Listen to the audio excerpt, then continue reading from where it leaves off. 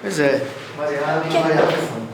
Então vamos lá, vamos gravar a aula para vocês, meninas que faltaram a aula hoje, e para o Brasil inteiro que quiser assistir. Tá filmando? Tá a luzinha, tá vermelha? Então vamos lá. Eu também falo. Vamos falar de síndromes cromossômicas, tá? Que é alteração numérica na quantidade de cromossomos de uma espécie. Passa, por favor. Então, galera, mutação cromossômica, a gente não pode confundir mutação cromossômica com mutação gênica. Mutação gênica é aquelazinha que a gente está acostumado. Você tem as letrinhas lá, C, G, T, A, T, A, uma letra A trocou por C. Aí você vai olhar o códon e ver se alterou a proteína. Isso é uma mutação gênica. Lembra que a deleção, a anemia falciforme é um exemplo de uma mutação, né, que mudou o códon, é uma mutação gênica. A gente está falando de outro tipo de mutação, que é a mutação cromossômica. Geralmente a gente usa o termo aberração ou síndrome cromossômica, mas pode ser utilizado o termo mutação cromossômica também. O que são essas mutações, aberrações ou síndromes? Dá no mesmo, tá? Provocam alteração do número típico de cromossomos da espécie. Esse número típico de cromossomos da espécie é chamado de cariótipo. Muito cuidado, porque assim, o número típico de cromossomos da espécie humana é 46. E a gente começa a achar que 46 vale para tudo. É 23 pares ou 46, né? Então a gente acha que qualquer ser do mundo tem isso aí, e não é bem assim, tá? E aí às vezes a gente sendo querendo uma prova, o cara coloca lá 2n igual a 8, qual o valor de n? Você, 23. Né? Porque você está acostumado a achar que tudo é igual a gente, não é assim, tá? Então assim, o cariótipo normal, né, o número típico da espécie humana normal é 46, 23 pares.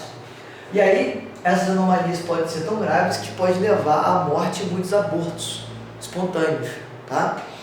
E aí, para meu espanto, tá? No ano passado, no Enem, caiu uma questão, se eu não me engano, tanta questão que eu faço, mas tenho quase certeza que foi no Enem, que precisava conhecer o conceito de euploidia e aneuploidia, que é uma coisa que o Enem não propõe, que é que você tem essa questão de decorar conceitos, conteúdos, mas algumas questões são sim conteudistas. E aí, o que é euploidia, o que é aneuploidia, como você pode memorizar isso aqui? As mutações cromossômicas, as síndromes cromossômicas, se dividem em euploidias e aneuploidia. A euploidia é quando há alteração do genoma inteiro. Tipo assim, nós não somos 46? Imagina ter mais 46. Tá? No ser humano não ocorre esse tipo de... Mas às vezes você pega as bananas, por exemplo, já citei em uma outra aula, elas são todas triploides. Então eu tenho uma cópia de cada cromossomo a mais. Todas as bananas sofreram um processo de mutação cromossômica do tipo euploidia, tá? Que fez com que a banana ficasse sem semente, que é um caso de uma espécie específica de banana, a Musa brasiliense. Agora, na espécie humana, o que acontece muito comumente é a aneuploidia ou somias, que é quando a gente acrescenta ou perde um ou poucos cromossomos. Como que eu memorizo isso? Eu memorizo assim.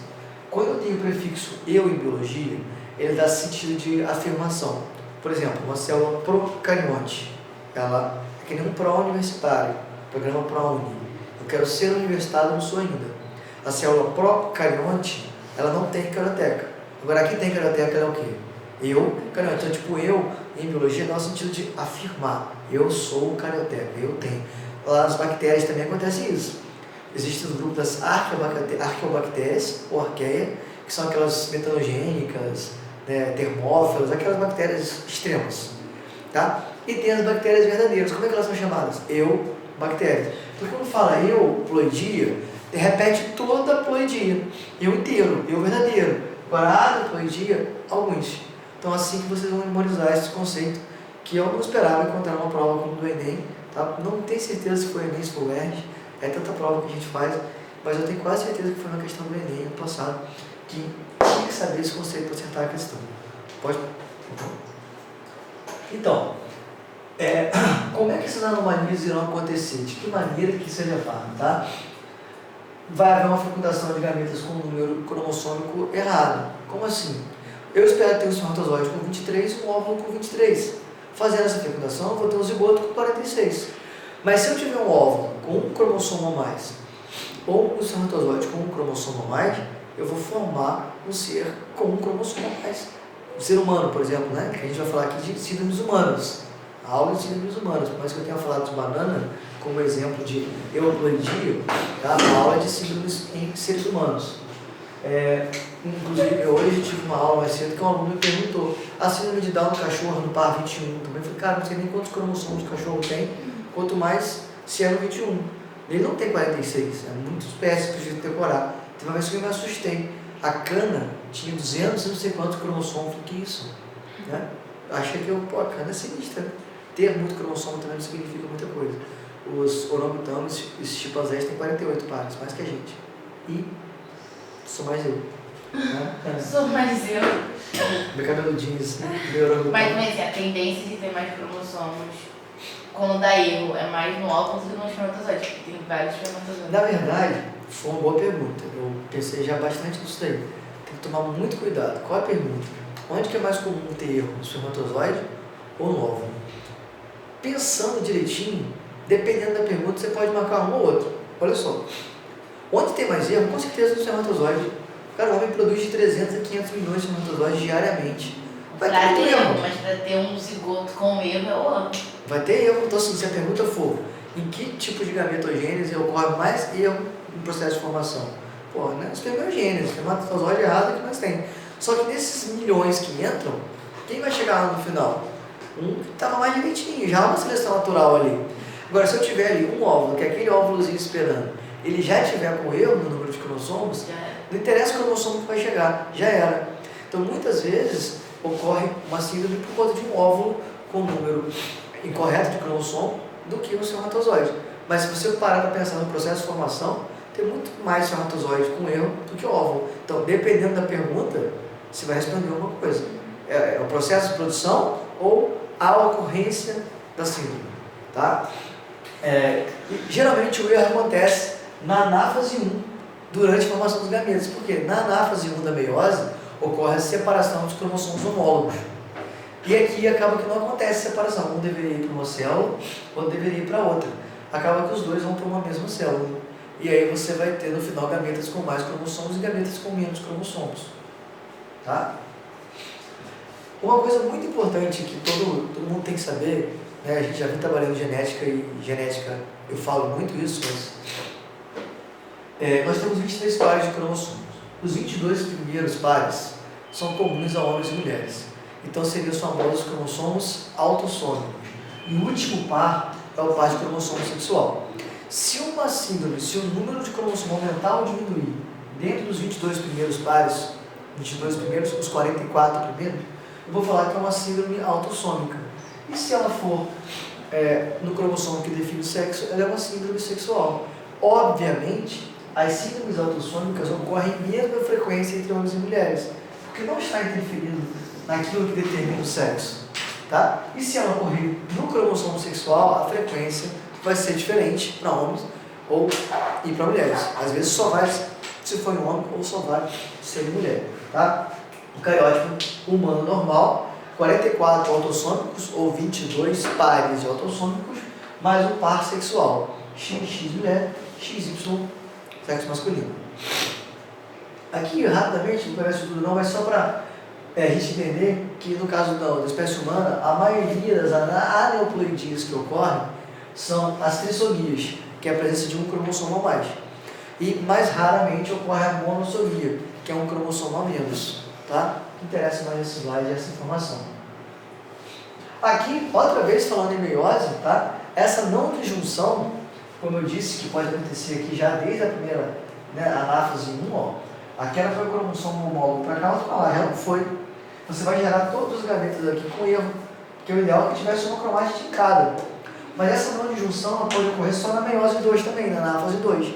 Aqui eu tenho duas células gametas, né? Que darão origem a gametas normais, e aqui duas células com números diferentes de cromossomo. Que 50% vai ser normal. 50% eu vou ter gametas Aqui não tem gameta normal nessa formação aqui, né?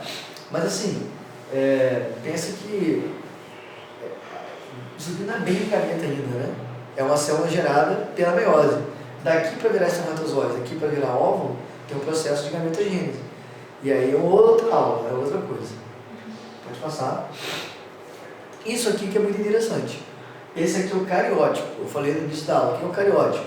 É o número típico de cromossomos de uma espécie. Tá? Então, se você pedir um exame, você pode fazer lá no 6º mês da gravidez, cariotipagem, você consegue colher um pouco de sangue da mãe e traços de DNA do embrião que estão percorrendo o sangue da mãe, já é possível você determinar a presença de alguma síndrome, né, que esteja acontecendo. Exames caros, exames que não são feitos pelo SUS, né, exames de PCR, exames genéticos, e que não é qualquer lugar nem qualquer pessoa pode fazer. Mas você já consegue determinar se tem, qual síndrome tem, tá, na 6ª semana de gravidez. Na 6ª semana. Muito louco, 6ª semana. Tá? Aí se você quiser esperar para fazer a ultrassom morfológica, aí já, né, naturalmente você vai fazer no SUS ou sei lá. Tá? Agora aqui, o cariótipo masculino, você vê que tem 22 autossômicos, os 22 primeiros são iguais entre homens e mulheres. O homem, você tem o X, Y, né? E aqui na mulher, XX, está dando cariótipo masculino, cariótipo feminino, normal, sem alteração numérica. Então, vamos começar a falar da síndrome mais importante por 2 motivos. Porque é uma das síndromes mais comuns de ser observada, não é que ela tenha maior frequência, tá? Vocês vão entender isso. E é uma das síndromes que mais cai também, até pela frequência que ela ocorre. Quando a gente para pensar, a síndrome de Down é tão frequente quanto outras síndromes, porém, a pessoa que nasce com Down, geralmente não consegue sobreviver. Consegue aprender, consegue falar, consegue fazer um monte de coisa. Pessoas que nascem com outras síndromes, muitas vezes morrem no primeiro ano de vida. Entendeu? 90% de óbito, 95% de óbito, nasce morto. Então, se você pudesse escolher uma síndrome, né, que seja a síndrome de Down, que é a menos pior, vamos dizer assim. Tá? E o que a gente tem aqui? A síndrome de Down é a trissomia do cromossomo 21. Então, ela é autossômica. Eu vou ter, ao invés de 44A, 44 autossômicos, eu vou ter 45, mais XX dando um total de 47. Ou 45A mais XY dando 47, aqui no caso masculino.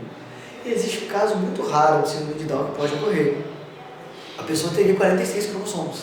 E seria uma translocação do cromossomo 21 com 14. Você imagina só, o 14 formando um par com 21, e lá no 21, o 21 com 14. Somando dá 46, mas a pessoa apresenta com sintoma de síndrome de Down. O que São sintomas diferentes? Não, síndrome de Down. Só que o que tem de diferente é que você vai fazer uma cariotipagem dela, vai dar 46 cromossomos. Mas você vai, volta por favor, você vai perceber, olha só o cromossomo 21 como é que ele é, e olha só o cromossomo 14 como é que ele é. Você vai ver que os pares vão estar diferentes. E aí você vai ver um grande com pequeno, um grande com pequeno. E aí você percebe que é um caso raro de síndrome de Down. E aquele caso da Juliana Paz, que só algumas células? Então, Juliana Paz, a gente não sabe, elas falam isso, eu não sei até onde isso é verdade, mas já que é até uma questão.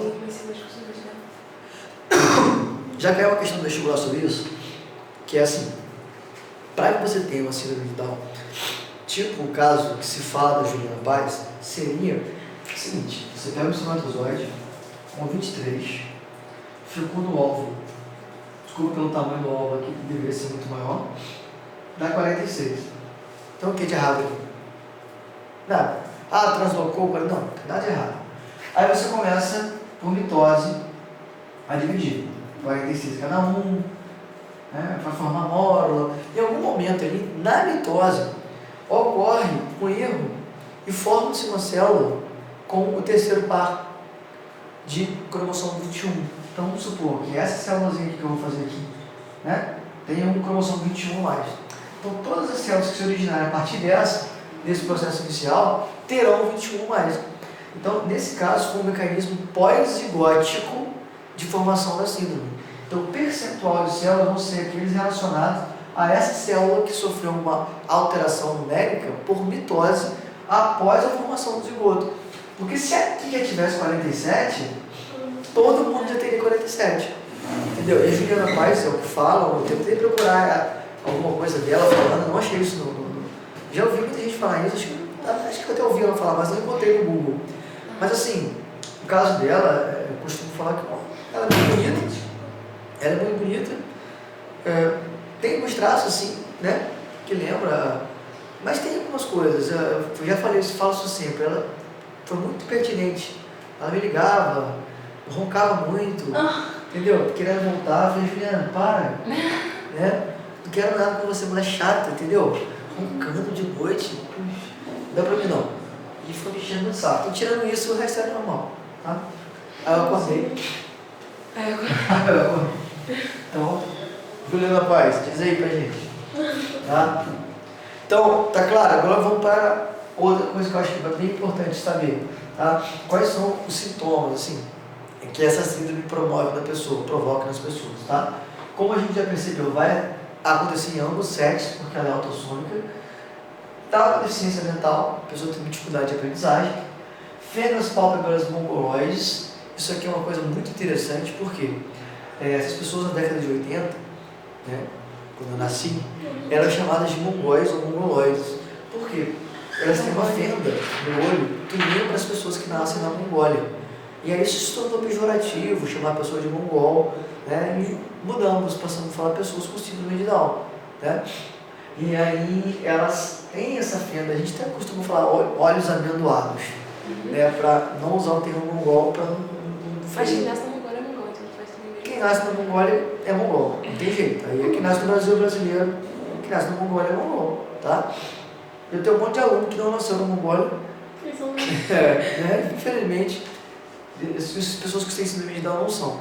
Tem sim dificuldade de aprendizagem, mas muita força de vontade da família e deles pode ir muito longe mesmo, tá? Pescoço curto e grosso, a gente vai ver alguns slides aqui. O maior problema de todos, as cardiopatias, os problemas de coração que essas pessoas têm e que tem que quase sempre que nasce fazer cirurgias. Muitas vezes, aquele septo que existe entre um ventrículo e outro, nasce com furos, permitindo a mistura de sangue venoso com arterial. E às vezes é tão grande que a cirurgia tem que ser feita antes dos 6 meses, até assim, por volta de 6 meses de vida, né? E quando não é tão bravo assim, eles conseguem esperar até idade escolar. Mas tem a chance também do espaço fechar? Isso em crianças normais, mas na síndrome de Down, o orifício é um pouco maior. É muito comum ter a necessidade de fazer, às vezes, mais de uma cirurgia cardíaca. Né? Tá? Isso aqui é uma característica muito comum também nessa síndrome, que é a presença de uma única linha na mão. Ele não tem assim como a gente, esse M, tá? Tem uma linha única assim.